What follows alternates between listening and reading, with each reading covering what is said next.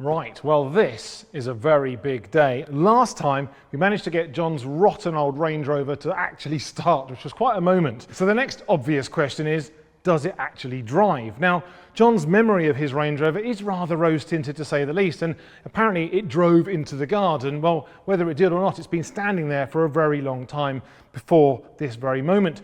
So if it does drive, I will honour my promise of actually getting it out of the workshop, giving it a thoroughly good clean before we take it down to the MOT to get a thoroughly big spanking, no doubt, with a massive list of failures and advisories. But first things first, let's get it out of the workshop.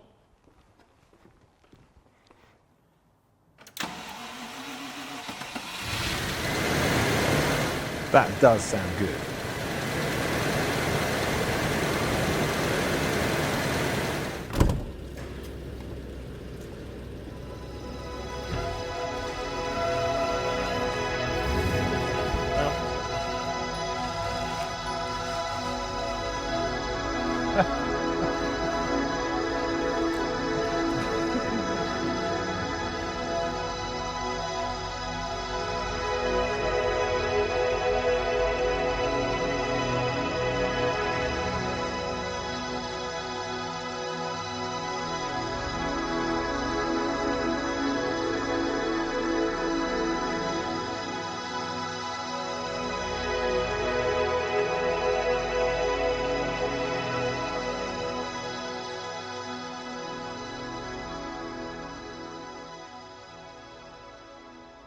Now, this is a moment that many of you have been longing for. It's also a moment that many of you have been very concerned about. First of all, why hasn't it happened already? Also, there is so much vegetation on this vehicle, if I clean it all off, then it's no longer going to be carbon neutral.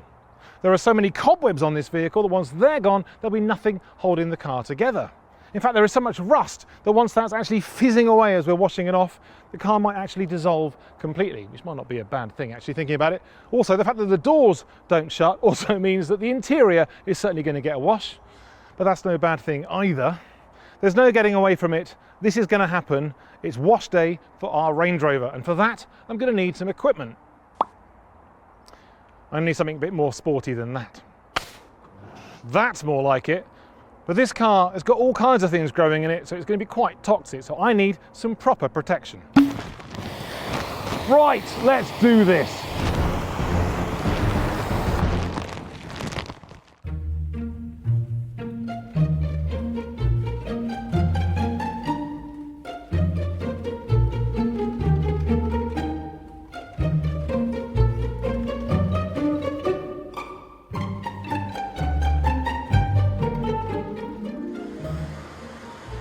Now, John has said that he's called this car Daisy. Well, I'd like to give him a counter name perhaps. It's silver, it's covered in moss, at least it was. Maybe we should call it Sterling. Or perhaps Rusty.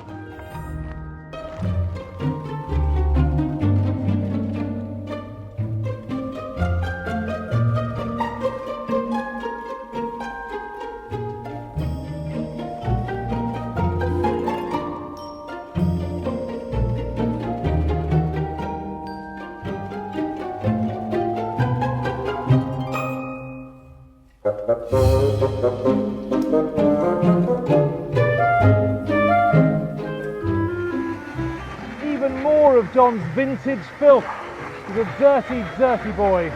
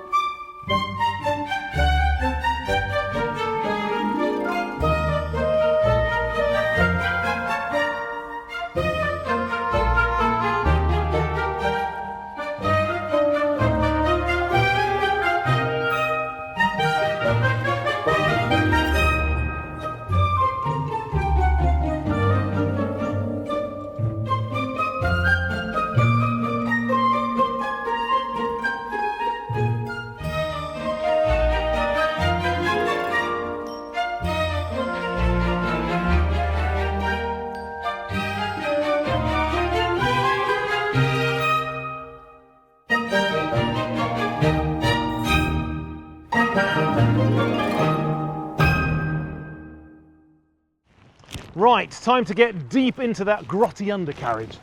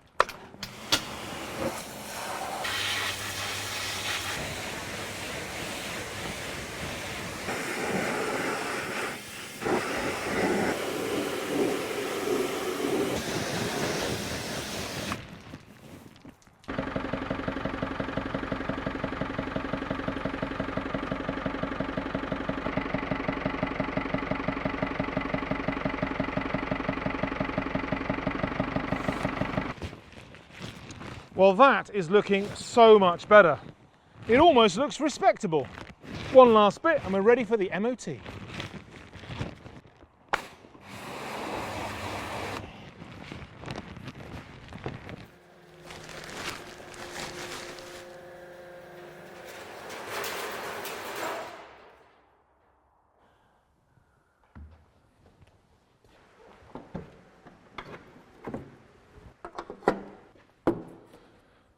Right, well now those of you that are keen-eyed will have noticed this is not an MOT station, and in fact the Range Rover is still very much stuck in the workshop. Well, it came to the point where I actually got to drive away, popped it into drive, and it kind of lurched into gear, which is not really a good sign. I thought, okay, I'll leave that, I'll keep going, see what happens, and eventually drive vanished altogether.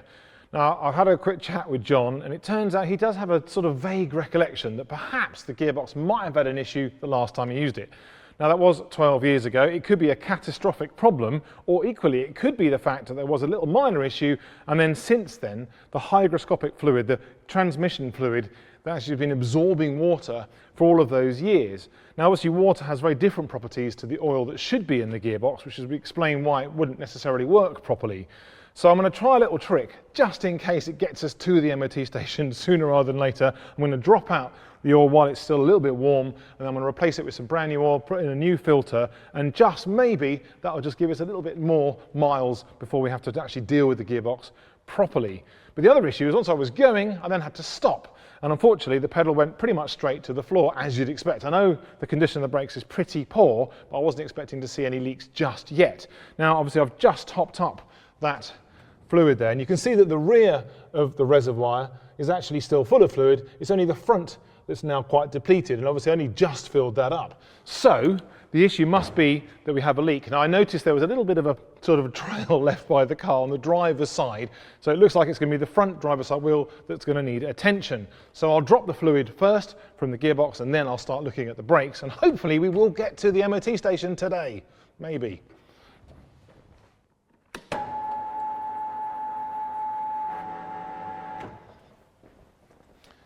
Right, so back under the car, there is our engine, there is the bell housing of our automatic transmission, and there is the oil pan or the sump, and then of course you've got your little drain plug down there. But obviously to get to this, to actually take this off so I can get to the filter, which is actually inside the gearbox, I'm going to need to remove this cross member. Now thankfully it's bolted in, but of course those bolts have been there rusting for many, many years. And once it's removed, I suspect the chassis is going to kind of slightly move, making it harder to get back in. But the first thing I need to do is just start draining the old oil out, because of course that can take a bit of time just to finish dripping while I'm undoing everything else. Okay, so now with any luck, first of all this will actually undo, and then hopefully the fluid will mostly go in the container. Oh dear, look at the state of that. Well, that isn't ideal. Now, this should be a nice bright pink colour. The fact that it's kind of this milky brown means that it's not only burnt, but also it's full of water. And now, having spun it up, I've now emulsified the whole thing. So this is definitely the right thing to do to drop this out. I might leave that draining for a while.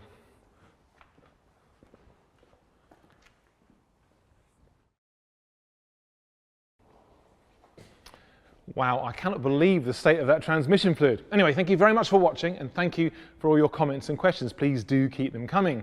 I've had a couple of comments about a slight squiffiness of the subtitles in some languages. Now, obviously, Mrs. C slaves away, tapping away, trying to convert my gobbledygook into actual English for those subtitles. And although she speaks a number of languages, she obviously doesn't speak 48. And so we get Google Translate to do much of the legwork for that. But of course, Google Translate is actually quite good at translating individual words, but not so much the nuance of a whole sentence. So apologies for that. I'm sure over time it will get a bit better.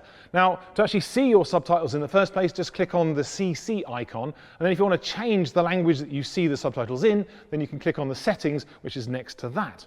Now, I've got a question here from Frankie Pitt. Be glad when that Mini is done and out of the way. Well, you know what? No more than myself. Really, this was supposed to be just a nice, quick, simple 2-day job just to quickly throw the suspension onto Neil's Mini, and it has just expanded and expanded and expanded. And that's obviously what happens in a workshop. So it's just one of the things. So obviously, I'll try and keep Mini chat down to bare minimum. But I do have one more question here from Graham Lake.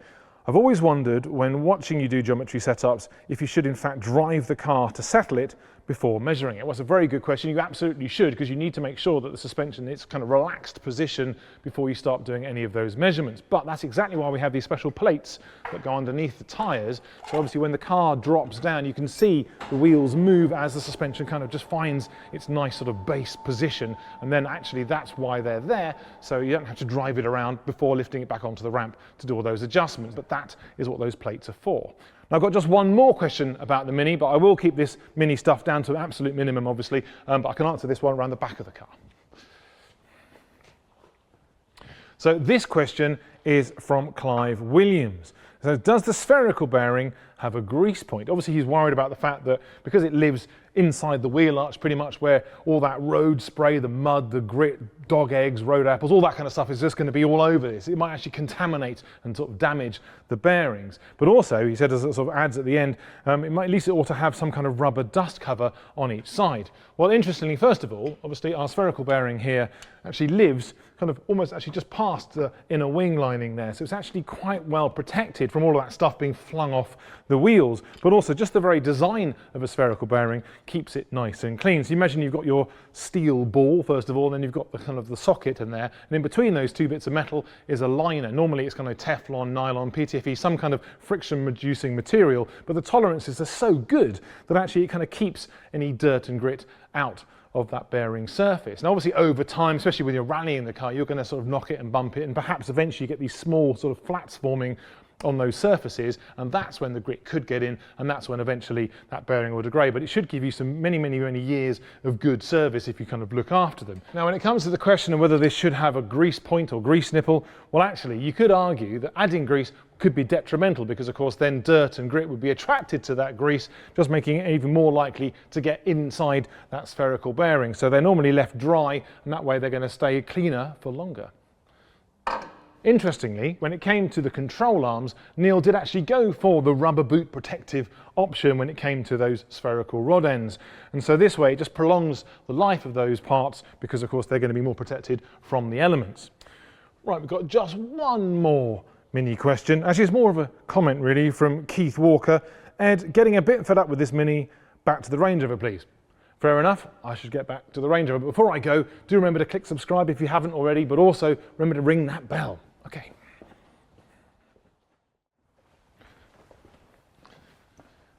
Right, well it's been a while and now it's pretty much empty. I'm going to pop the sump plug back in, but not before you can tell. Actually, a little bit of metal on there as well. The magnet on the top is doing its job and dragging any swarf away. So clearly at some point we are going to have a look at the gearbox in a serious manner, but at least for now I'm not going to get dripped on. We've got rid of the nasty stuff.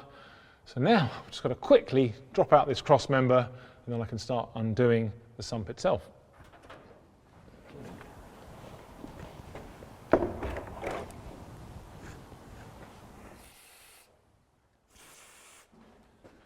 Right, there are 4 bolts holding this cross member in position on both sides. Actually, they are coming apart slightly more easily than I was imagining, so that's good.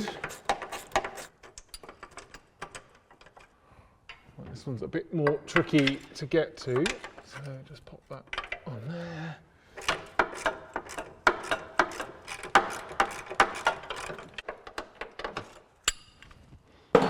There's been a little bit of strengthening has been put in just here, and that's just getting in the way of the ratchet, but we've got some traction. It's coming apart.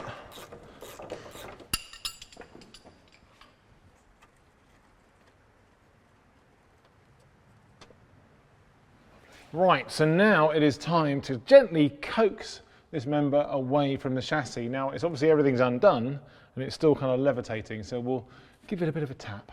I'm hoping, possibly in vain, that it'll just pop out.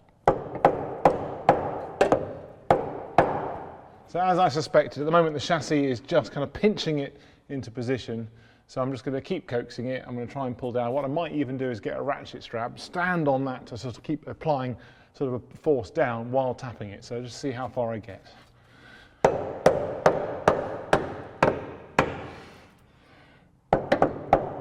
Nope. Okay.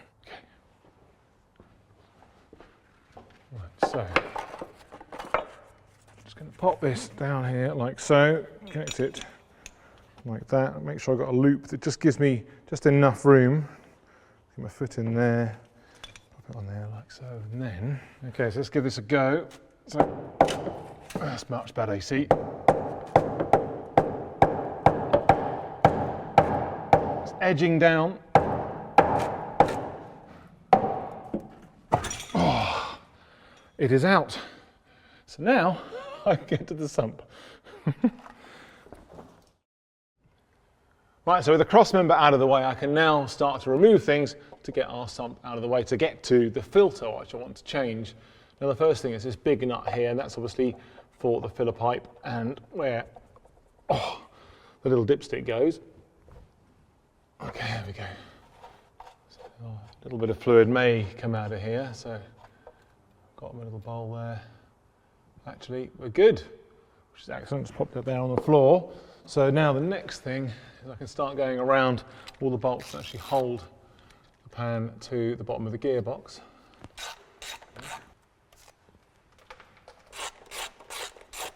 Now there are only 6 bolts holding this oil pan in place, and I'm hoping once they're undone I'll be able to sort of wiggle it past the exhaust. I don't want to have to keep taking things off this car just to get it to the MOT station. It's nuts. Oh, okay, so this is the last one. Oh, it's always the last little bit.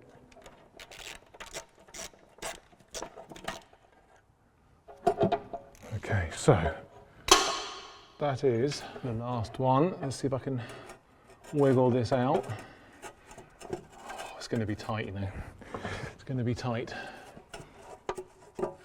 Now the exhaust is already quite well damaged, so I might just try and prise it down just a little bit to release the sump, but I think,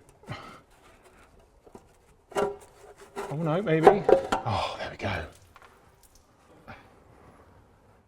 Oh, that really is the worst condition transmission fluid I think I've ever seen. Well worth changing.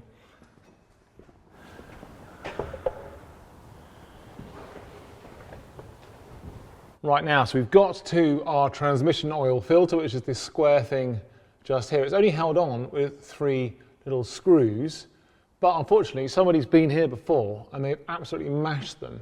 So they are a Torx sort of socket, at least they used to be. So the problem we have here is our sort of methods or opportunity to get these off are going to be quite limited. So first of all, I'll just try with the right Torx bit, and I'm going to give it a bit of a tap just to try and get it in past any mangled material. Oh, See, that's just not even spin. I'll try another one.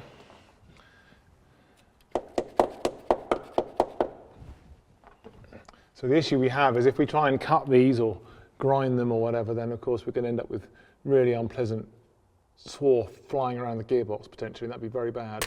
Oh, so we've done one. That is good. Of course, it was the easiest one to get to as well, so that's going to be interesting. So there we go, so there's that. Now, let's try the middle one. You can see this one sort of holds where the pickup pipe is. Oh no, that's definitely spinning already. So I think the next thing to try and do, I'll just use some mole grips perhaps. It's a little bit, you know, a little bit cowboy, but I'll give it a go. So we'll grab hold of that and try and twist it at the same time. Maybe it'll come loose. Now, first thing, just popping the Torx bit into position, then get the old moles on there. It's not ideal, but needs must. And get it on as tight as I can. Right, so now,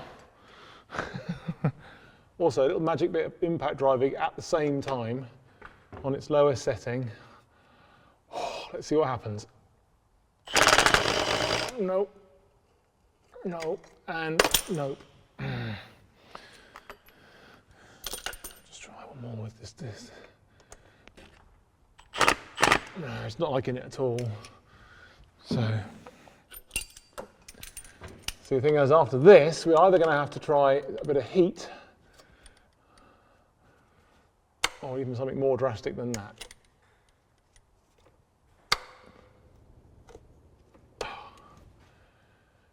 No, it doesn't look like this is going to come. Now, the problem I have is that if we were to grind a slot in the remaining two screw heads, then that would at least kind of give me some purchase perhaps for a bigger screwdriver bit or even an impact driver, but the problem is then all that grit could very easily fly around and get stuck to the gearbox. Now I could obviously maybe use a bit of cardboard perhaps to kind of cover the area just to try and make that a bit easier. And if I'm doing that, I could equally maybe get the old MIG welder out and actually weld another bolt onto the end of these nuts, and hopefully then that heat will penetrate through into the gearbox, freeing everything off. Oh, this really is so frustrating. But I reckon if we could just get the second screw out, then we might have a chance of using the whole of the filter to kind of rotate things round. And Dave, our cameraman, has come up with a brilliant idea, just to actually put a bit more pressure, a bit more sort of load onto the Torx bit as it's pushing into the screw to give it a bit more purchase. So the idea would be just to get a bit of metal.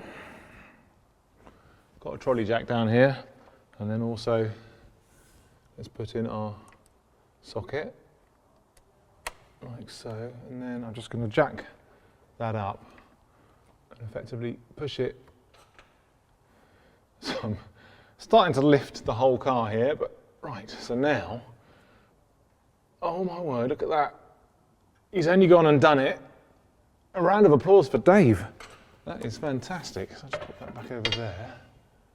Now the great news about this is now I've got the second bolt out, what we might be able to do is actually kind of peel down the filter, because I've got the new filter here and you can just see there's like a little lip on this edge. Everything else is pretty much flat. So if I just pull this down, I'm kind of hoping, oh, there we go.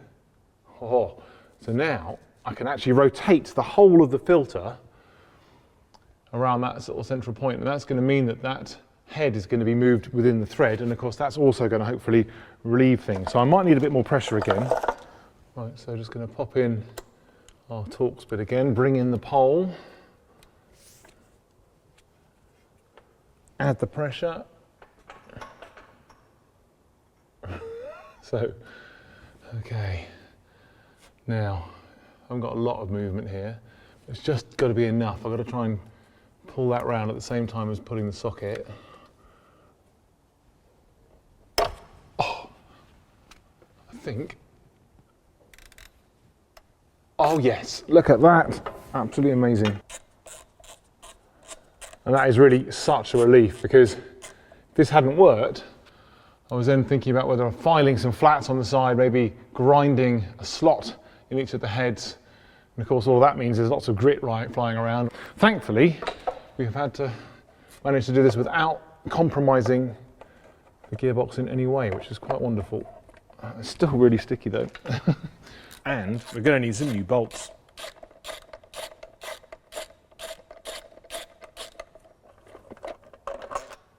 Oh, that is fantastic. So our filter is now finally free. So now with that out of the way, the last thing we have to do before I can start putting everything back together again is to drain the fluid from the torque converter.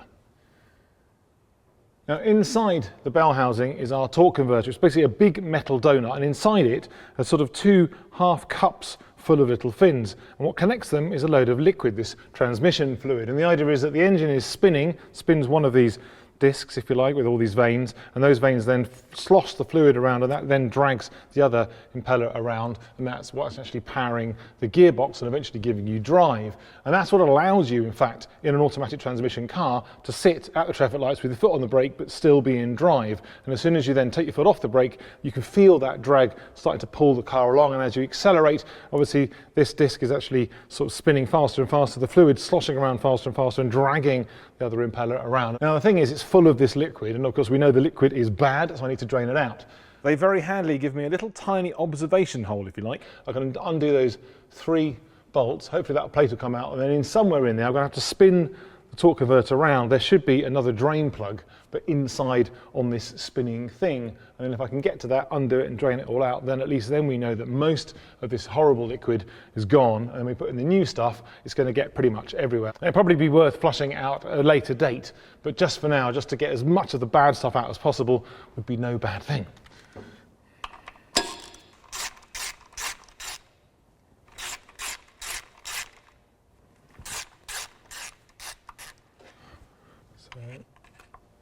There we go.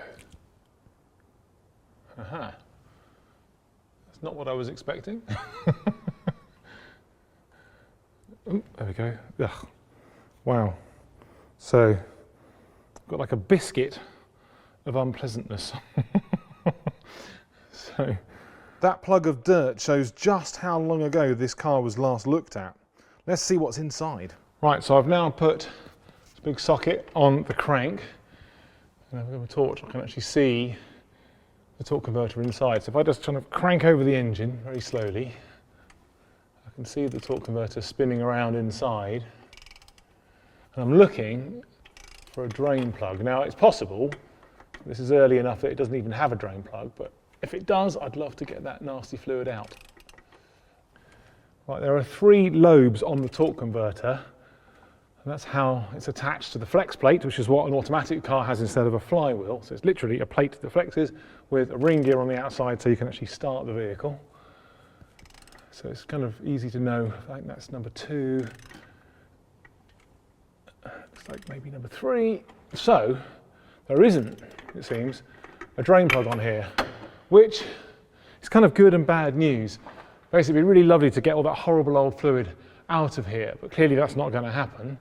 And I guess it just means that when we put all the new fluid back in, it's just going to have to mix up, and as long as we're 90% there, at least we'll be 90% better than we were before we started this process. And I guess it means that a bit later down the line, we'll come in and flush it all again, or perhaps, if I really needed to, we can actually take the engine off, then get to the torque converter, then drain it out and start again. But I suspect we're going to need to do some more work on the gearbox further down the line, so it's no bad thing. So there we are. I've sort of saved myself a job in a weird way, but it's because we don't have the drain plug. So I'll put everything back together again, and now we can start putting the new filter back in place and then start putting everything back in and then get some fluid in.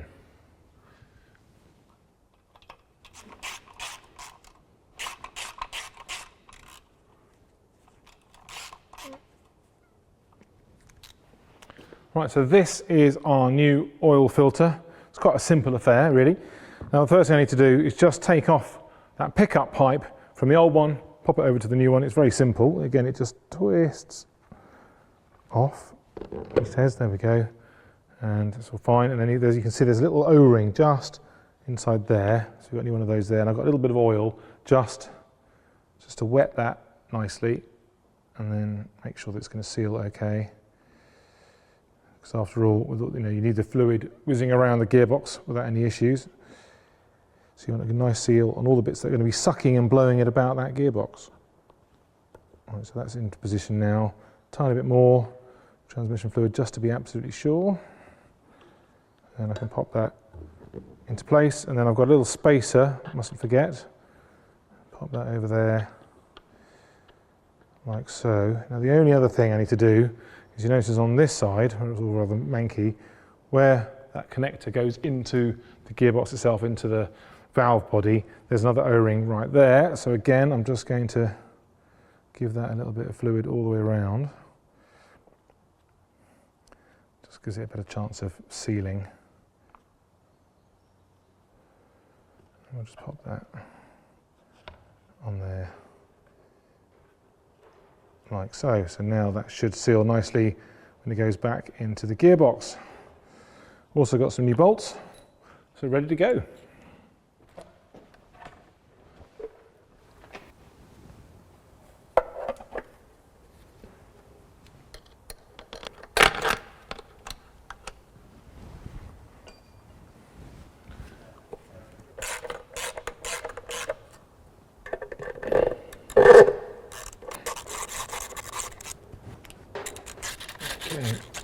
So that is now the oil filter in place. So now I need the sump, and we're on the way. We're making some progress at last. Now I just need to do a little bit of cleaning on this sump. I thought I'd just drain out the last of the oil and see what's underneath. It's not looking good. It looks a little bit like chocolate sauce, which I don't think is supposed to be used in an automatic transmission. Now I fear that's the remains of all the paper clutches that will be inside there, so they've probably been dissolved by the water and the contamination. So this fix might not work, but it's always worth a try. Right, so I've just given our little sump a bit of a clean. Now it needs a brand new gasket, so I'm just going to pop this in place. Almost certainly going to happen is it's going to be knocked off again as I try and fettle it into position, but lots of starters we need to go on. So now it's going to pop up here. It was a bit of a battle to get off, but we'll see. Let's just try and get this into position in a cunning way. So, oh look at that. Nearly, and there we are.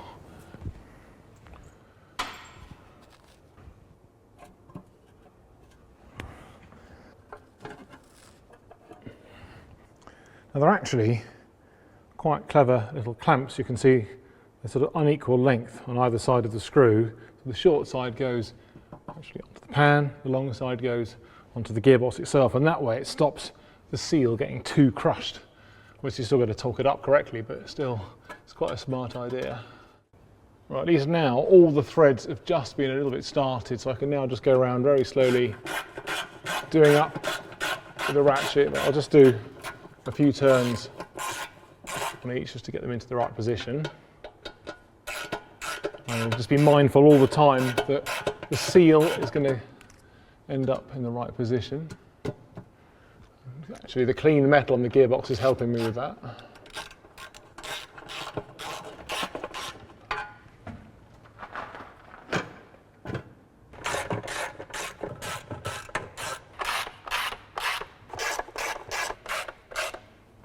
So last thing to go back on here is the dipstick tube.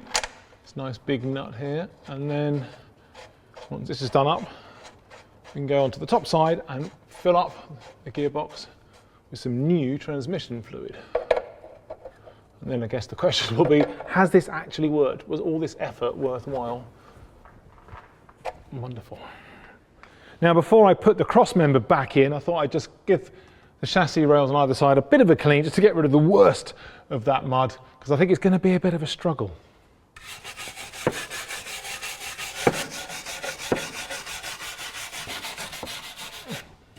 Right, that's clean enough, not quite concourse, but it'll do. So right now I'm just going to pop a little bit of grease just over this, just to help this membrane. As I say, what I'm worried about is that either side of the chassis are going to be coming inwards slightly, and that's going to sort of pinch the cross member and stop it from going in. And I have another trick up my sleeve just in case it's still a bit of a struggle.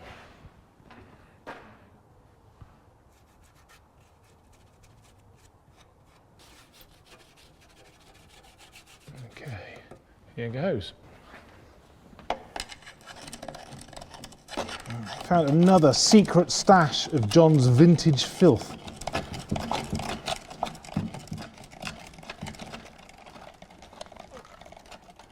You know, I mean, I hope we could go on for a long time with that. Right, so it's now time for our cross member to go back in. Obviously, it is very gnarly. Could do with a lot of work, but I just want to get this in so we can get the car started again, drive it to the MOT and find out what else it's going to fail on.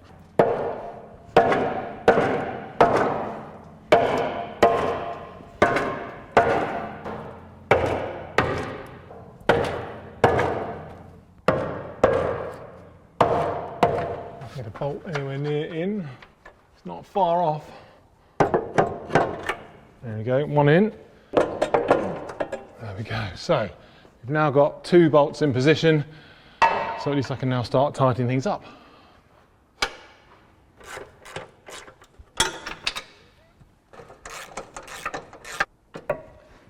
I'm just using a screwdriver to make sure I can get my bolt through my hole. I think we can see this has had a bit of manipulation over the years as John's stoved it into rocks, presumably. And I guess ultimately it holds the chassis together a bit and protects the transmission. Now I'm pretty sure this isn't going to be the last time that I remove and put back this cross member, but I'll fill them up nice and tight. Now with the cross member securely back in position, the last thing we have to do before I can lower the cart and put in the transmission fluid is pop in a brand new washer for the drain plug to make sure it doesn't leak.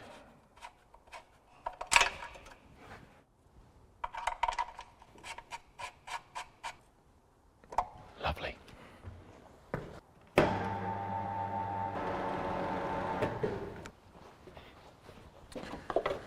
Right, so we are getting quite close now. So, time for some fluid. 8.52 litres capacity, but bear in mind there is some still in the torque converter. And also I need to be checking the levels once the engine is running, and I've sloshed it through all the gears a few times as well. So I'm just going to put about 7 litres or so in first of all, then I'll start her up, then we'll start the rest of that process. But we'll then be able to find out whether this quick fix, which has taken forever, has actually worked.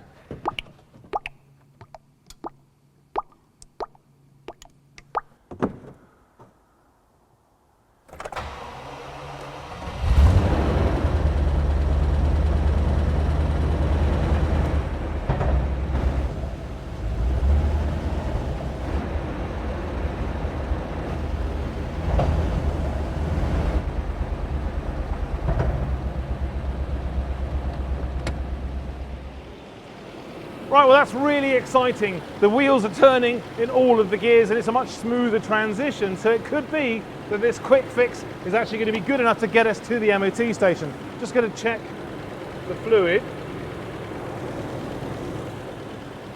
Right, okay, it's just a little bit over maximum, but that's okay because actually it's running a bit hotter than you normally test the fluid at, so that's okay. So if it's going to get us to the MOT station, the next thing we need to worry about is actually stopping rather than hitting the MOT station. And for that, I'm going to have to fix those leaky brakes.